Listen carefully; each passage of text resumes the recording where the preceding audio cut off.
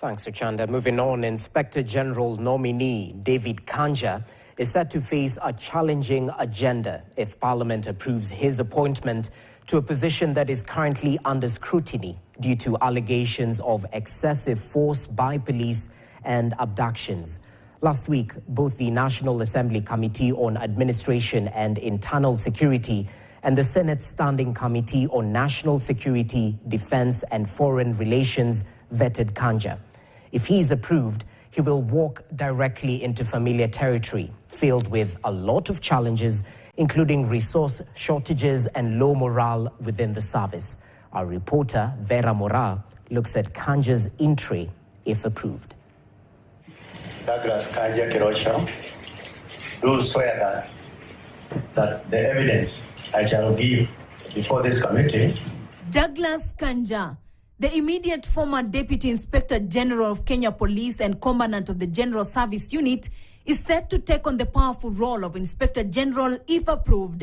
In this role, he will be responsible for law enforcement and the management of the police service over the next 4 years. Kanja will need to address pressing issues such as the rising incidents of mugging and robberies in Nairobi and other major cities.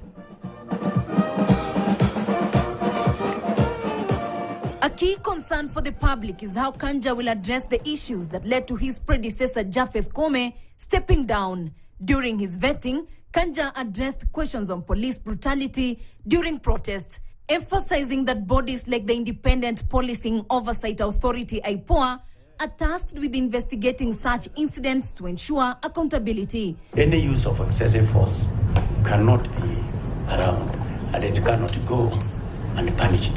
And that's the reason why those bodies have also come on board to address those matters. He also pledged to use his position to direct the Internal Affairs Unit to conduct thorough investigations into allegations of police misconduct. This follows a High Court ruling that barred the Inspector General from deploying police officers in civilian clothing or using unmarked vehicles without number plates during protests. As he seeks to reform the police service, the new IG will face the dual challenge of combating crime while maintaining discipline and professionalism within the police ranks. Kanja will need to address corruption, ensure life insurance coverage for officers on duty, and enhance resources such as equipment, training, and promotions.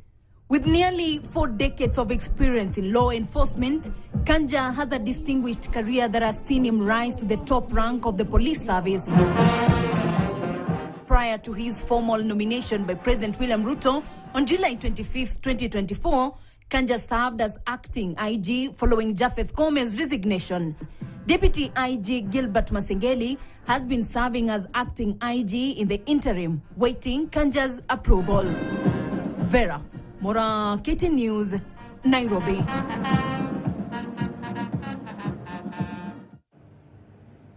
All right, that's the latest in terms of the entry that awaits Kanja if he is confirmed for that particular position. We just want to recap the BQ we had for you tonight, where we were evaluating the state of education in the country, bearing in mind the teachers' unions, Kupet and NAT, have issued a strike notice that is set to commence next week on the 26th.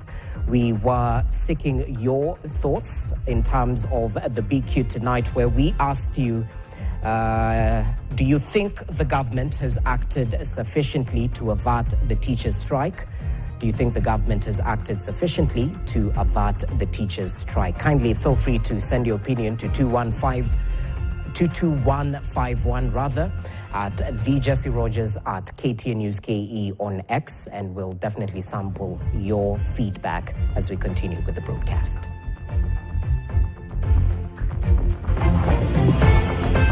Coming up, could the new Inspector General of Police restore Kenyans' hope in the service?